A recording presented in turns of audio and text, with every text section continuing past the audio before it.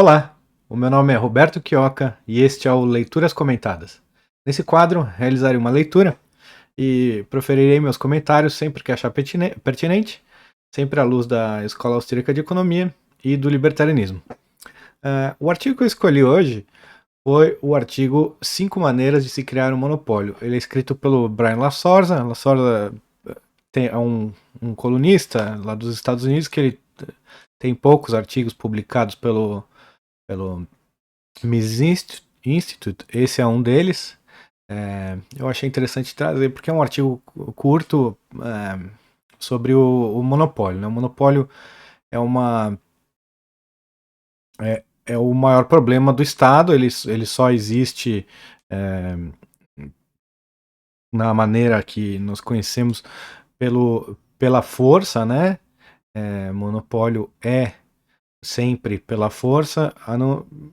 Existem duas definições, né? A gente fala monopólio bom, monopólio ruim. O monopólio bom seria o monopólio pela excelência, né?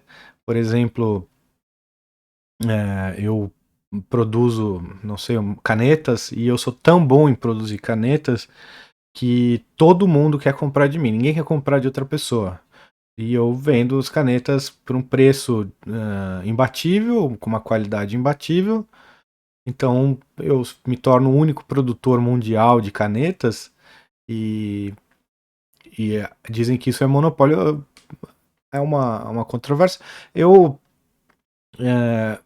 não chega a ser um monopólio porque sempre existe e sempre esse produtor de canetas do fictício que eu inventei, ele sempre está sujeito à concorrência, mesmo que ela não exista, né? Mesmo que a concorrência não consiga competir, né, com o produtor de canetas, ele sempre tem esse risco, né, de alguém, de ele dar uma escorregada, ou de alguém bolar um jeito de fazer canetas diferente, é, que e, e bater ele em algum quesito do produto, conseguindo assim abocanhar uma fatia do mercado dele. Isso existe, então nunca é um monopólio, mesmo que haja apenas um produtor. Por outro lado, também a gente pode pensar o monopólio individual, né? Só eu sou o Roberto Quioca, só eu posso ser eu. Então, se alguém quiser comprar os meus serviços, eu sou o único provedor dos meus serviços. Mesmo que outras pessoas façam uma coisa parecida, só um Roberto Quioca pode, sei lá, carpir um lote. Não pode dois Roberto Quioca. Então eu sou o monopolista do corpo, do meu trabalho. E quem quiser meu trabalho tem que pagar, né? Tem que recorrer a mim, né? Eu sou o monopolista de mim. Bom, são maneiras de ver, mas o monopólio que a gente é mais acostumado a ver é o monopólio estatal, né? Sempre é a força que impõe, por exemplo, o monopólio da justiça, o monopólio da polícia, o monopólio do petróleo no Brasil, o monopólio de entrega de cartas pelo correio. Isso tudo é imposto. Quem em sã consciência contrataria o Correios para entregar cartas se houvesse uma competição, né? Se houvesse um, uma, uma concorrência nesse setor. Por exemplo, esse setor é bacana falar, o monopólio de cartas, por exemplo, ah, e além de tudo, não apenas o Estado interfere no monopólio de cartas, como ele também, mesmo que ele permitisse a concorrência nesse setor, ele subsidiaria os preços e ele distorceria todo o mercado, como é no mercado de escolas, de educação, né, que tem a privada e tem a pública,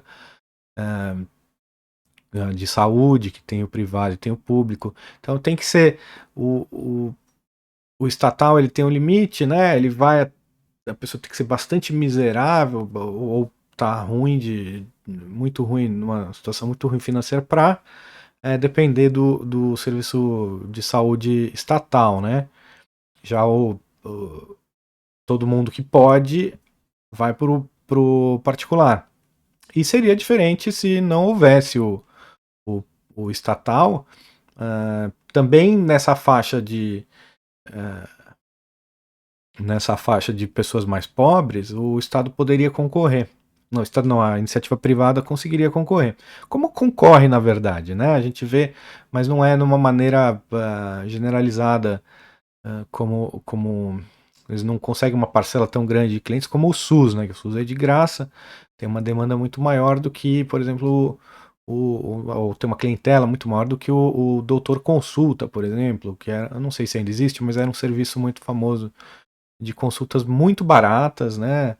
E serviços médicos bem baratos, é, bem popular mesmo, à la carte, né? Não é um plano de saúde, é um, um provedor de serviços médicos com foco na classe baixa mesmo, na classe mais, não baixa, baixa é pejorativo, mas a classe mais pobre, né? As pessoas com menos condições financeiras podem ter acesso. E olha, o Estado ele distorce, quando ele presta esse serviço, ele distorce todo o mercado, não permite que os mais pobres tenham acesso aos serviços privados, né? Porque não é interessante, é muito difícil concorrer uh, com o de graça, né? E mesmo assim, todo mundo que pode paga. É de graça e mesmo assim não consegue. O que seria. O Estado não permitiria nem que um agente como o Estado existisse, que diria que era dumping, porque a prática de rasgar dinheiro para prestar um serviço é tida como dumping, né? Então, nem o Estado permitiria a existência dele próprio, se fosse aplicar suas leis. Uh, que somos contra também, obviamente. Dumping, cada um, se você quiser rasgar dinheiro para aceitar para servir seus clientes, sorte dos seus clientes, azar o seu. O lucro é importantíssimo, é, imprescindível para que você tenha uma atividade econômica sustentável. Sem lucro você não consegue sustentar no longo prazo o seu negócio, né? Só o Estado mesmo consegue dar prejuízo e prestar serviços terríveis, caros, sim, muito caros, contra mesmo sendo monopolista às vezes, né?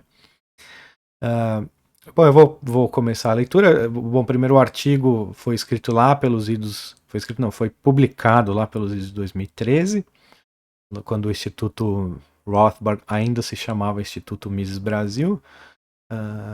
E nós trouxemos, obviamente, todo o acervo e trabalho do Instituto Mises Brasil. Nós continuamos no Instituto Rothbard, o que virou aquele instituto não é mais, né? Não é mais o que o fundamos para que fosse, né? Então ali o que ficou é um embusteiro tomando conta do Instituto Mises Brasil, enganando as pessoas que o seguem como se fosse nós mesmos. E nós tivemos que mudar o nome para evitar maiores problemas, e o nome do Instituto Mises Brasil também já estava muito queimado. Hoje em dia, então, seria irrecuperável, né? O dano feito é irreparável, infelizmente.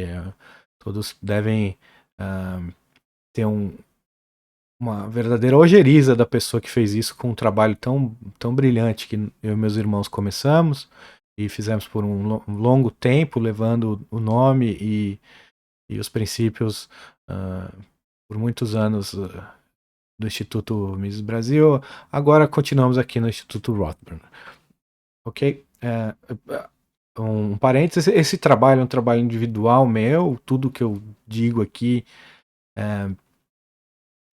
são opiniões pessoais, não necessariamente traduzem com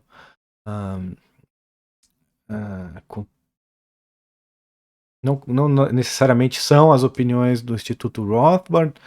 Obviamente eu posso aqui cometer lapsos e já nas publicações que a gente tem lá no Instituto tudo é muito mais checado. Às vezes nem revejo meus vídeos antes de publicar, então é importante frisar isso, que eu posso sim falar alguma coisa que não seja 100% de acordo com a teoria austríaca da Escola Austríaca de Economia, e até mesmo posso posso sim cometer erros e falar coisas que não estejam de acordo com a filosofia libertária.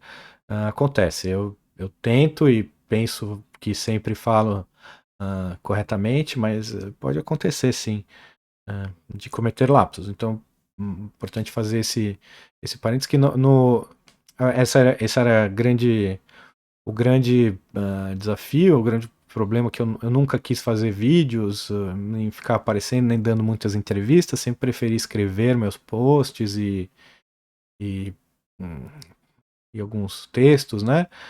Porque na comunicação escrita a gente pode checar, rechecar e ter tempo para elaborar melhor os argumentos.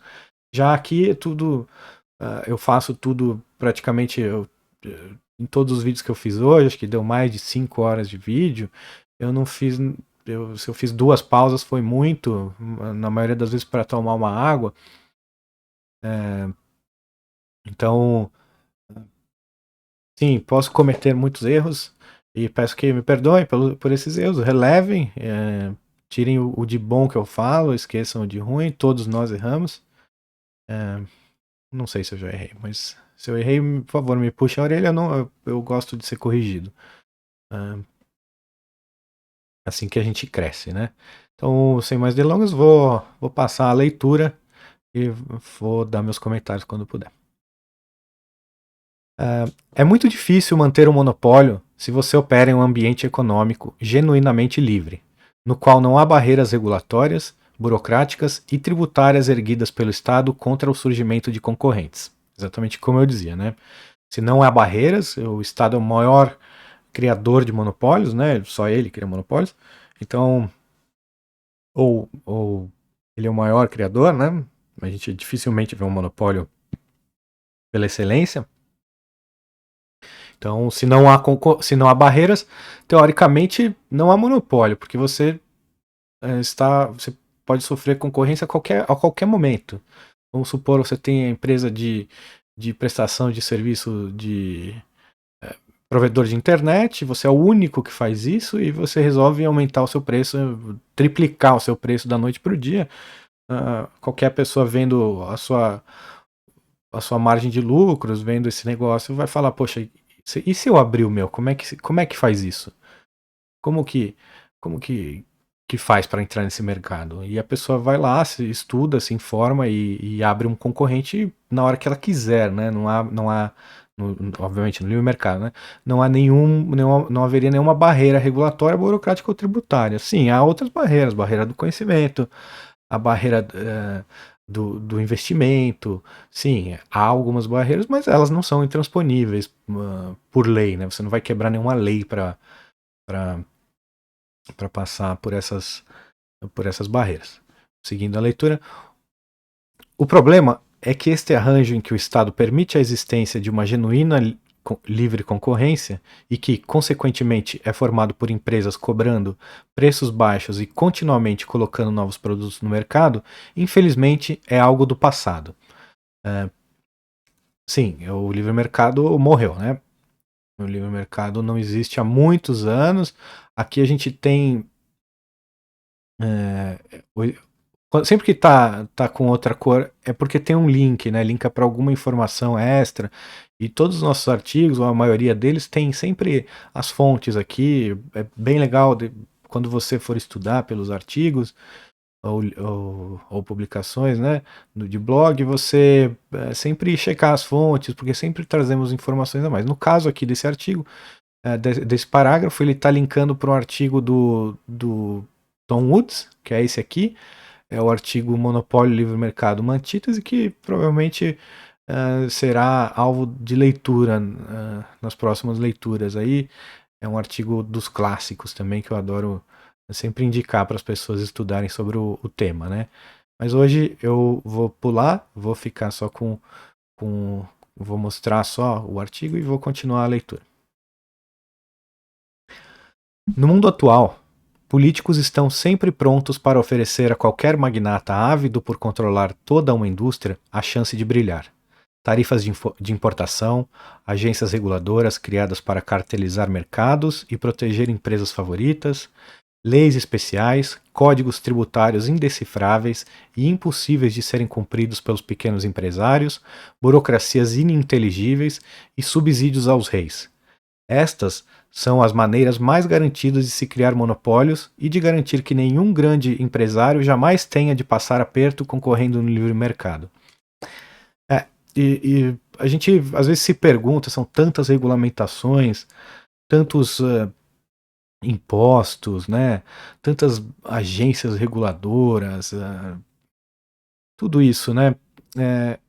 E como assim, né? Que essas grandes empresas com lobistas, com verba e deputados no bolso não derrubam isso? Poxa, quem, quem, quem é dono dos deputados? Não são as grandes empresas ou não são pelo menos os grandes amigos, né? Como que eles deixaram chegar nisso tudo? Na verdade, tem uma frase legal que é o empreendedor não pode comprar favores de políticos que não os tenham para vender. Então, é o ganha-ganha, né, para eles. Né? O político cria as dificuldades para vender as facilidades para os grandes amigos deles. Né? Então, uma barreira parece ilógico, né? Mas, por exemplo, uma barreira, uma regulamentação, ela prejudica, né, o grande. Na nossa cabeça está que ela prejudica o grande, mas não. O grande ele tem o poderio burocrático dentro da sua empresa, né? Empresas gigantes aí tem prédios de departamento jurídico, departamento contábil, tudo isso tudo isso ajuda eles a transporem essas barreiras, né, com muito mais facilidade do que os seus concorrentes menores. Então, para o grande, é bom, é vantajoso ter quanto mais barreiras, melhor para ele, porque ele, teoricamente, né, praticamente, na verdade, né, na teoria a gente tem que prejudica também.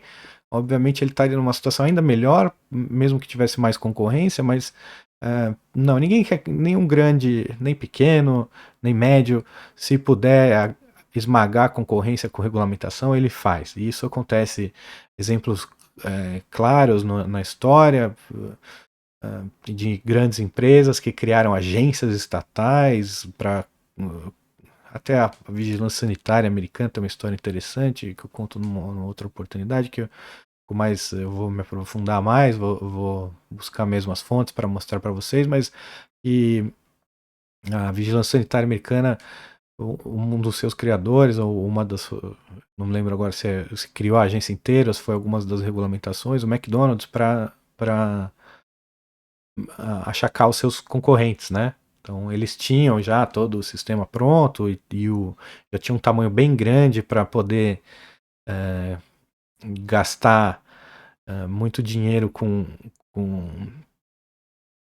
métodos, né, mais caros de preparar seus alimentos, e por isso talvez mais higiênicos, né, enquanto os pequenos fazendo aquela chapa suja, não sei o que. Então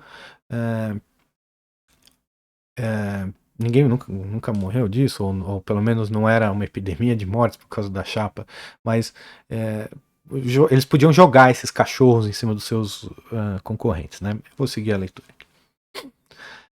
A seguir, uma pequena lista contendo as 5 maneiras mais eficazes de se estabelecer um monopólio. Todas essas medidas são alegremente defendidas pelas grandes empresas. Número 1. Regulamentações. Quando o custo de se empreender é alto, aumente-o ainda mais, e com isso aniquile a concorrência dos pequenos. Pequenas empresas não conseguirão sobreviver às regulamentações impostas pelo governo, ao passo que as grandes empresas certamente serão capazes de arcar com este fardo, ao menos temporariamente. Impostos, decretos, leis especiais e principalmente regulamentações específicas irão dizimar qualquer sombra de concorrência antes mesmo que esses coitados tenham tempo de perguntar o real significado das novas e indecifráveis leis. As grandes empresas irão contratar lobistas para ir ao Congresso, e estes certamente serão capazes de convencer os burocratas de que aquele setor da economia em que tais empresas operam deve estar sujeito a normas rígidas e estritas. Ao contrário do senso comum, agências reguladoras e grandes empresas são sólidas aliadas. Como eu estava dizendo, né, o, os grandes empresários têm todos os incentivos para cooptar os governantes, né? Eles têm o dinheiro para pagar deputado, o que seria R$ 1 milhão para um pequeno empresário para comprar um deputado federal, ou um burocrata da Anvisa, por exemplo, o que seria R$ 1 milhão para um grande laboratório farmacêutico ou para um grande conglomerado de alimentício, para matar os seus concorrentes menores, né? Então é isso. E pelo menos por um tempo eles falam realmente, às vezes essa regulamentação acaba se voltando também contra os grandes, porque eles acreditam que algumas vezes da história que essa regulamentação seria temporária e se manteria ali, né? Mas realmente é uma caixa de Pandora e outros grandes podem comprar também os reguladores e incrementar aquela regulamentação para tirar o que era grande do, do páreo, né? Então, isso é o que eu estava comentando antes, então eu não vou mais comentar muito. Eu vou mostrar só para onde leva esse link. Esse link leva para um artigo do meu irmão Fernando. Ele escreveu esse artigo em 2012, quando os celulares no Brasil eram os serviços, né, de celular, não os aparelhos, não sei os aparelhos, né, mas os provedores de telefonia eram os serviços de telefonia no Brasil eram os mais caros do mundo, né? E a gente tinha aqui muita a falta de concorrência, que ainda tem, né? Mas os serviços baixaram bastante de preço, acho que mais por conta de outras maneiras que as empresas inventaram de ganhar dinheiro e também melhorias na tecnologia também, né? Que levaram a isso. Em outros países, como o Canadá, no Canadá a gente sofre ainda esses altos preços da telefonia. A telefonia é uma das mais caras do mundo. Os serviços são mais ou menos, né? E como o Brasil dessa época. Realmente é uma tristeza, né? Que um país tão desenvolvido sofra com preços altos. Não só nisso, como em muitas outras coisas, preços artificialmente altos criados por regulamentações. Vou o segundo item da lista: subsídios. Não existe almoço grátis. Porém, quando o governo está pagando o almoço, ele de fato tem sabor de gratuidade. Subsídios governamentais permitem que empresas adquiram um status monopolista ao mesmo tempo em que supostamente mantêm um enfoque no consumidor. Utilizar dinheiro do governo para aumentar suas receitas de maneira arbitrária permitirá a você reduzir acentuadamente seus preços e, ainda assim, manter a sua lucratividade. Você poderá agora dar gratuitamente um item que até então custava 10 e, com a ajuda do subsídio de 1 milhão, gentilmente concedido pelo governo, continuar operando normalmente. Seus concorrentes, por outro lado, terão de se virar dentro da crua realidade do mercado. Ainda que eles de alguma forma consigam reduzir seus preços para R$ 1 ou $1 a unidade, qual consumidor irá abrir mão de um produto que está sendo literalmente dado de graça? Seguindo aqui, uma variante desse arranjo ocorre quando o governo utiliza agências estatais de fomento para conceder empréstimos subsidiados às suas empresas favoritas. As consequências são idênticas. Para os amigos do rei, as delícias dos juros artificialmente baixos. Para os réis mortais, a dureza do mercado. O subsídio não. Vou botar para baixo aqui. O subsídio não necessariamente tem de durar para sempre. Levará apenas algumas semanas para que seus concorrentes comecem a perder receitas e a dar o calote em suas dívidas pendentes. Bom, isso aqui a gente tem no Brasil, é muito claro, né? Isso daí, o subsídio pelo BNDES. Muitos empresários vivem disso. Tem muita muitas facilidades dadas pelo governo para eles, mas vai você lá pegar um empréstimo do BNDES a 1% ao ano, não sei exatamente quanto, mas é bem abaixo do que o mercado oferece aos pequenos, né? Então, isso já é um tipo de subsídio também, como bem explica aqui o autor, o Brian, né? E isso tem donos de shopping centers que têm empréstimos bilionários com o BNDES, donos de usinas, muitos grandes empresários geralmente têm essa facilidade, né? Então, são pessoas muito bem conectadas com os políticos e os burocratas, muitas vezes são testa de ferro desses, como é o caso da JBS e de muitas empresas aí de shopping centers e energia. Essas pessoas são testa de ferro de políticos, são amigos, sócios de políticos. Então, eles têm esses empréstimos bilionários do BNDES que fazem com que seus negócios se tornem rentáveis. E, ao mesmo tempo, que prejudicam, não necessariamente isso prejudica o concorrente, mas eles passam à frente do concorrente. Né? Eles têm uma vantagem comparativa muito grande, eles podem oferecer preços mais baixos, podem oferecer uma concorrência completamente desleal, né? Porque eles estão operando com dinheiro roubado da população, que é dado, que com certeza não seria lhes oferecido no livre mercado, né? Não teriam uma. Não é tão lógico você pensar num banco de empréstimos oferecendo empréstimos bem mais baixos para os seus amigos, né, do que oferece para o mercado em geral. E sim, eu não sei se algumas semanas, dependendo do tamanho dos concorrentes, mas assim, os subsídios quebram a concorrência, porque é um dinheiro artificial, né, que um benefício artificial completamente alheio ao mercado e que ajuda, sim, os grandes a formarem os seus monopólios. Vamos seguindo. Item 3. Nacionalização. Este é o método favorito dos políticos e burocratas. A maneira mais fácil e direta de se criar um monopólio é simplesmente transformar um monopólio em lei. O controle federal sobre toda uma indústria representa uma efetiva proibição à concorrência do setor privado. Pense nos Correios e em vários países no setor petrolífero, inclusive no Brasil. Eu vou comentar agora, inclusive no Brasil, né? E quem criou essa estatal do setor petrolífero foi o pai de um sujeito que vive até hoje do produto do primeiro petrolão da história, né? E louva o monopólio e a estatização, o fato da Petrobras ser estatal. Louva abertamente. Seguindo a leitura, quem estiver à procura de um pavoroso exemplo prático de ineficiência, déficits perpétuos e total falta de consideração pela qualidade dos serviços, apenas olhe para o monopólio estatal. Perfeito.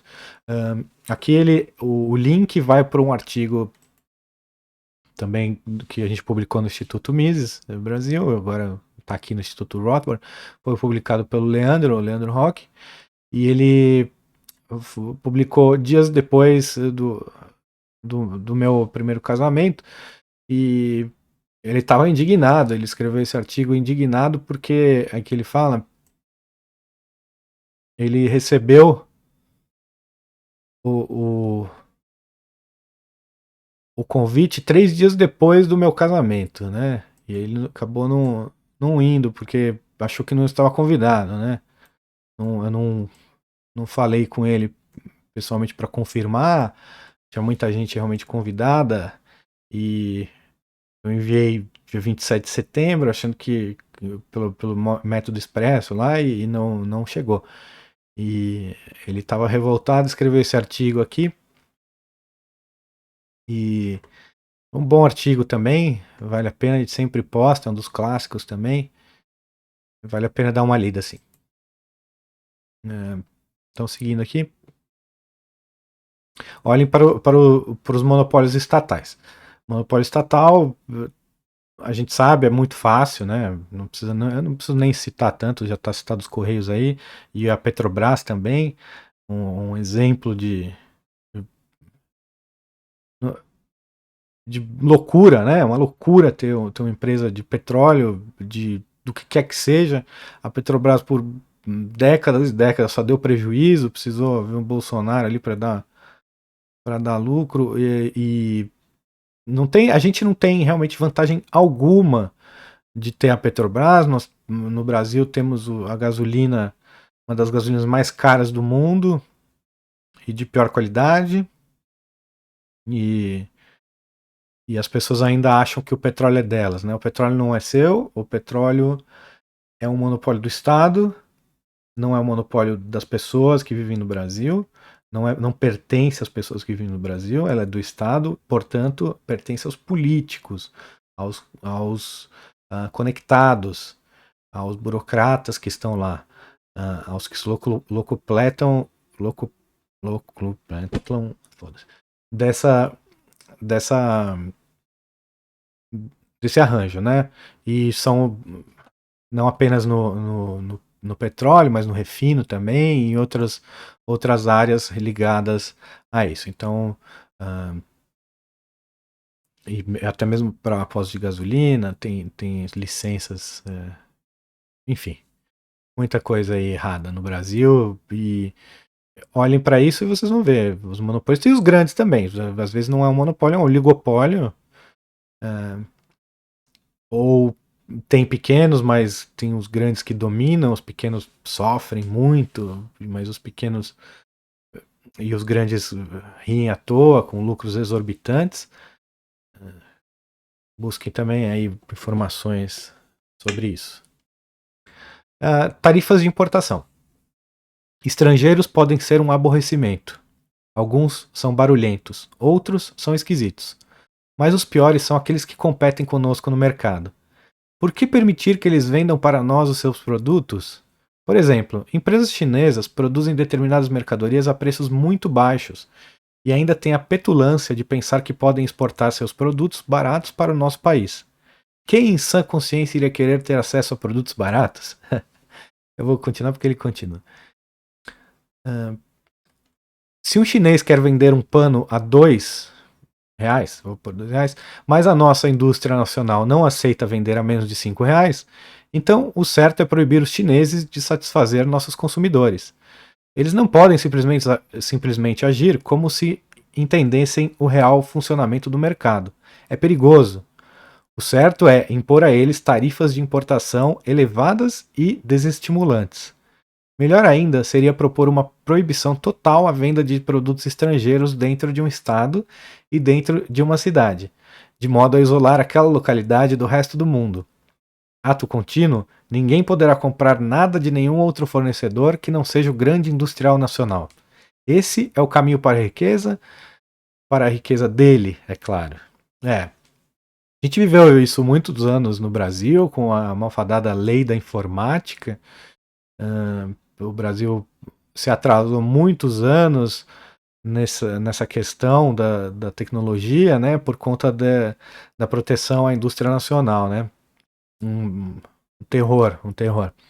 E hoje a gente tem isso, claro, a China não é um o governo chinês é um governo terrível, tenebroso, criminoso, como o governo americano também é, talvez não na mesma proporção, a gente pode discutir aqui proporções, né? Quem é mais, quem é menos, mas ambos são criminosos e nem por isso a gente deixa de comprar nada do governo americano. O governo americano ataca países, mata inocentes em muitos países, mundo afora. Foi o único país do mundo capaz de usar a bomba atômica e usar a bomba atômica contra alvos civis,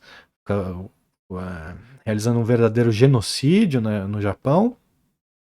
um horror, um dos crimes mais hediondos, se é que a gente pode pesar, porque a guerra em si é um crime hediondo já, mas atos de guerra tem atos de bravura e atos de covardia, e esse ato foi um dos mais covardes de todas as guerras, né, que se tem notícia na história, né, e é terrível que tenha pessoas que queiram justificar esse ato, como são os objetivistas, né, o pessoal que segue a Ayn Rand, são pessoas sem nenhuma moral, não tem nenhum valor moral essas pessoas, não ligam para a ética.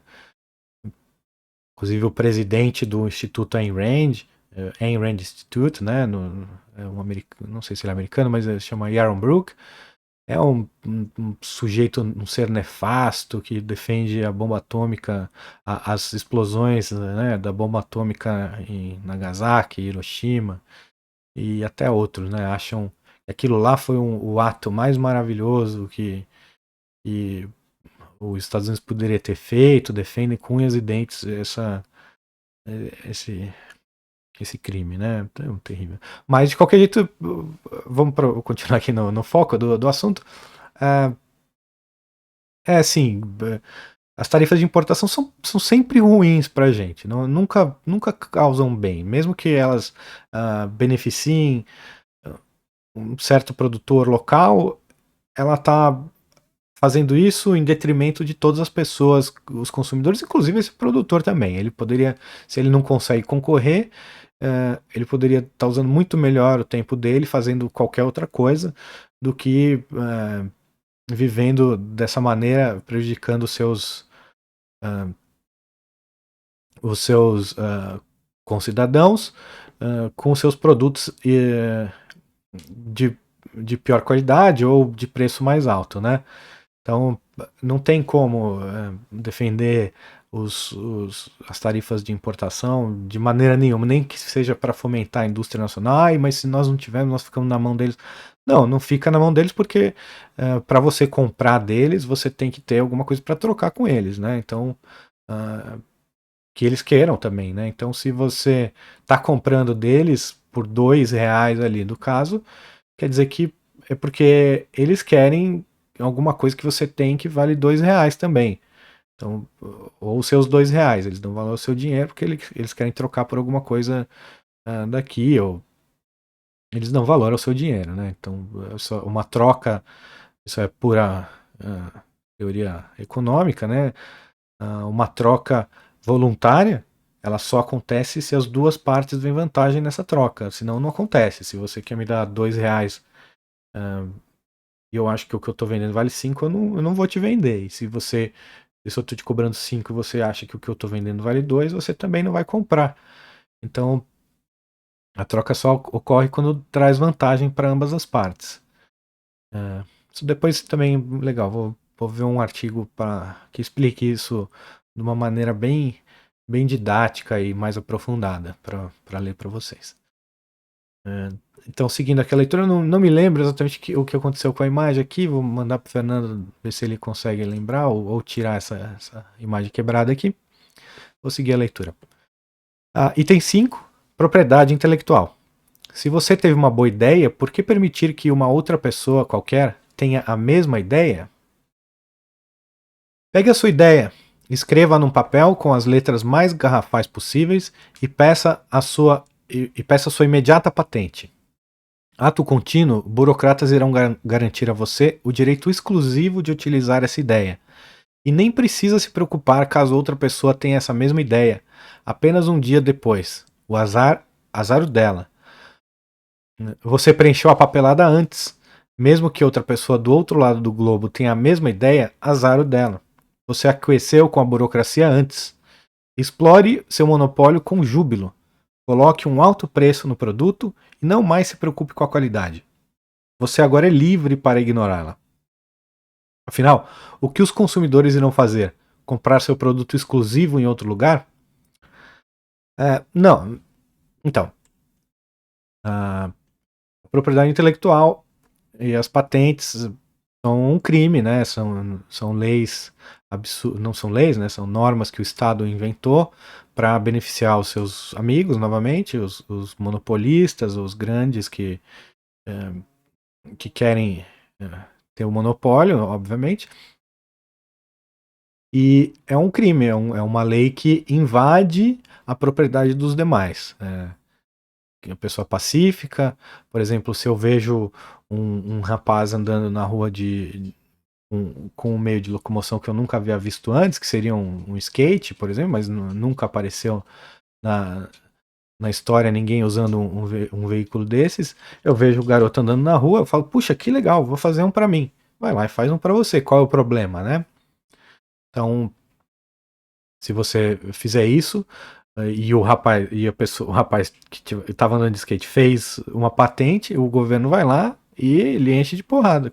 E na verdade você não fez nada demais, porque o skate do rapaz está lá, intocado, tá na mão dele, tá com ele, você não encostou nele nem nada, você apenas viu o que ele estava fazendo, achou uma boa ideia e fez um para você com os seus meios, com a sua propriedade. Em momento algum você ameaçou ou agrediu o rapaz ou a propriedade dele. Então não haveria de ter nenhum tipo de punição, nenhum tipo de regra te coibindo de fazer algo assim. E isso é a patente. A patente é um crime do Estado, sempre é um crime, a aplicação de patente é sempre criminosa. A aplicação da lei de patente, né, é sempre criminosa, porque ela impede as pessoas de exercerem o seu direito de propriedade. O direito de propriedade diz que eu posso fazer tudo o que eu quiser com a minha propriedade, contanto que eu não ameace ou agrida a sua propriedade, eu viole a sua propriedade. E realmente, eu posso tirar o seu monopólio de ser o único que faz alguma coisa, isso não, apesar de os seus lucros diminuírem, isso não é nenhuma ameaça à sua propriedade, porque quem está escolhendo comprar de mim e não de você são os consumidores, né? E é uma terceira parte que não está envolvido, não tem nenhum acordo com você, nem eu tenho nenhum acordo com você. Sim, eu acho que ideias podem ter acordos, né? De cláusulas de confidencialidade, em muitos casos são importantes de serem mantidas, mas em caso de uma quebra você só tem direitos se você tiver um contrato com a pessoa que quebrou. Senão, não tem esse direito. E a patente, ela ajuda a criar monopólios. Então, é uma das maneiras. E é sempre, você vê, tudo estatal, né? Então, eu vou para a conclusão aqui do artigo. A todos aqueles que conseguiram se encaixar em uma das categorias acima, usufruam gostosamente seus privilégios. Vocês merecem. Ele está sendo sarcástico aqui, está sendo irônico, né? Mas é isso aí. Você não merece, obviamente, os privilégios. É um crime, né? Que o Estado comete contra as pessoas para te beneficiar. Então, se você está tendo qualquer tipo de benefício disso, saiba que não é de uma maneira ética, né? Eu sei a regra do jogo, você pode ter uma patente de qualquer coisa aí, ou ganhar um subsídio daqui ou dali, saiba que não está certo, né? Antes esteja na mão do libertário que vai usar esse dinheiro aí para combater isso, do que não, mas eu preferia que não existisse isso, mesmo que isso prejudique vocês, ou até a mim mesmo. Poderia ter uma ideia e querer patentear, mas não, eu não acho correto. Existe. Eu vou falar aqui a última coisa, só para esse negócio da patente aí, que às vezes falam que. Como teve um embrólio lá do Instituto Mises, e meu irmão ele foi registrar o nosso logo, né? O logotipo aqui do Instituto Rothbard, um logo bonito que o Fernando desenhou num guardanapo inicialmente, e depois mandou para um amigo nosso, o Zarcão, para ele fazer essa arte mais profissional, né? E o Cristiano foi registrar porque não era para impedir o bandido de usar, não, mas era porque senão o bandido poderia registrar e nos processar pelo uso, né? Uma coisa que a gente criou, como ele fez com o Instituto Mises, né? Com o nome Instituto Mises Brasil. Ele fez isso com o nome Instituto Mises Brasil e a gente não tem o poderio financeiro nem de advogados, nem esse lado de burocracia, de amor à burocracia que ele tem. Então nós abrimos mão, falamos, então tá bom, então enfia isso onde você quiser. E nós vamos seguir aqui o nosso caminho com o Instituto Rothbard e o nosso logo, porque o logo depois acho que acabou não sendo registrado, nem sei, tanto faz.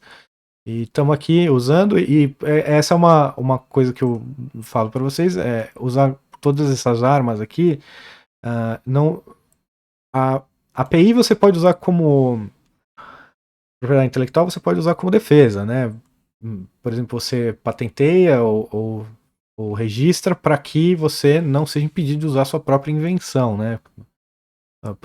Você pode registrar em Creative Commons, que foi como a gente escolheu registrar as nossas publicações, é um meio praticamente libertário, né? Você pode usar à vontade, mas cite a fonte, por favor, né? Cite a fonte. Mas se não citar também, problema seu, problema nosso.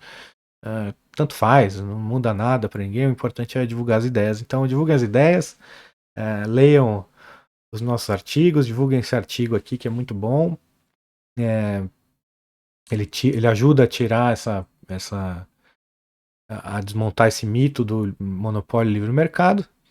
E continuem lendo, se quiserem doar pra gente aí, pra mim, né, quer dizer, podem doar aqui pelo Instituto Rothbard, ou aqui no library mesmo, tem os tips que você pode dar, manda um tip aí, e a gente fica feliz. Mas quando mandar o tip, deixa o comentário mesmo que não mande, eu quero saber se você viu o vídeo, como é que tá rodando aí pra você, o que você achou, o que você acha que eu posso fazer para melhorar, se tem alguma sugestão de artigo para eu ler.